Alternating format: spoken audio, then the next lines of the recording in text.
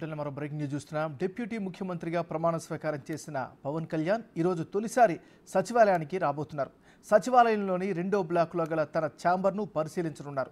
మధ్యాహ్నం 1 గంట సమయంలో సీఎం చంద్రబాబుతో భేటీ అవుతారు. కాగా ఉప ముఖ్యమంత్రి హోదాలో మొదటిసారి అమరావతికి వస్తున్న పవన్కు మానవహారంతో పూల చల్లి స్వాగతం పలికేందుకు రైతులు సిద్ధమవుతున్నారు.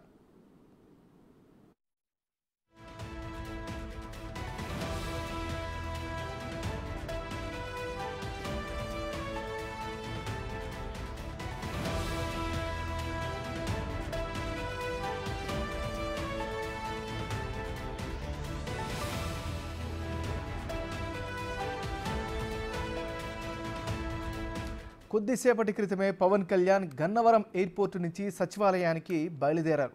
డిప్యూటీ సీఎం పవన్ కళ్యాణ్కు భద్రత పెంచారు. Y+ escort bullet proof car కేటాయించారు.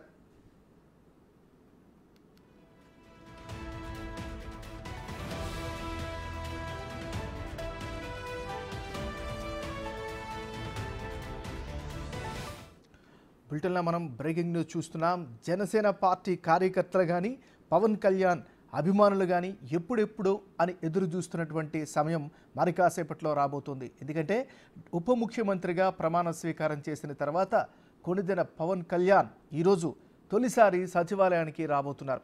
సచివాలయంలోని రెండో బ్లాక్లో ఆయనకి ఛాంబర్ని కేటాయించారు. సో తన ఛాంబర్ను పరిశీలిస్తారు పవన్ కళ్యాణ్.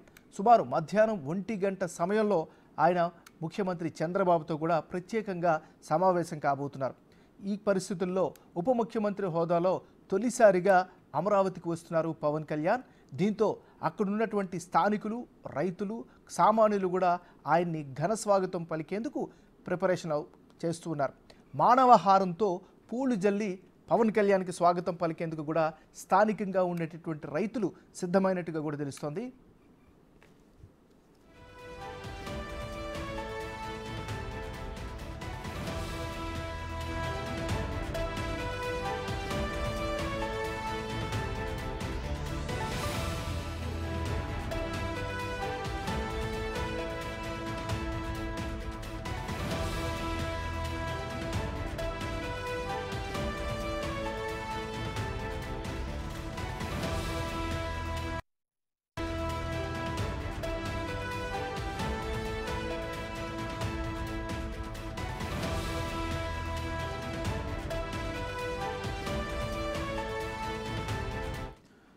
బులెటిన్లో మనం బ్రేకింగ్ న్యూస్ చూస్తున్నాం. డిప్యూటీ ముఖ్యమంత్రిగా ప్రమాణ స్వీకారం చేసిన పవన్ కళ్యాణ్ ఈరోజు తొలిసారిగా సచివాలయానికి రాబోతున్నారు.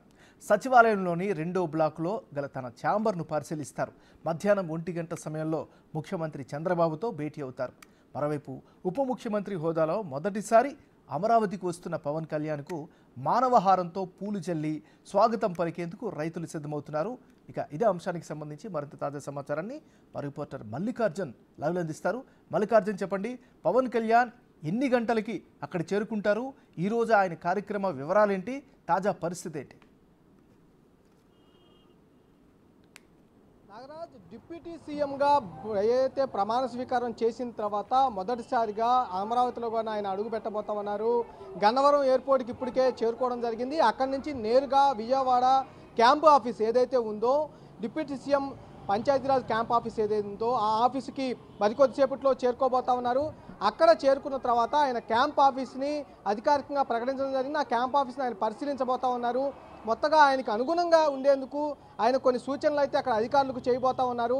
అది ముగిసిన తర్వాత నేరుగా ఆయన జనసేన పార్టీ ఆఫీస్కి పవన్ కళ్యాణ్ వెళ్ళబోతా ఉన్నారు.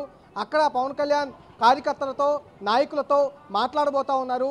మాట్లాడిన తర్వాత మధ్యాహ్నం 3 గంటలకి ఏపీ సచివాలయంలో ఆయనకి ఏదైతే సెకండ్ బ్లాక్లో ఛాంబర్ కేటాయించారో ఆ ఛాంబర్ కూడా ఆయన రెండో బ్లాక్లోకి వెళ్ళబోతా ఉన్నారు.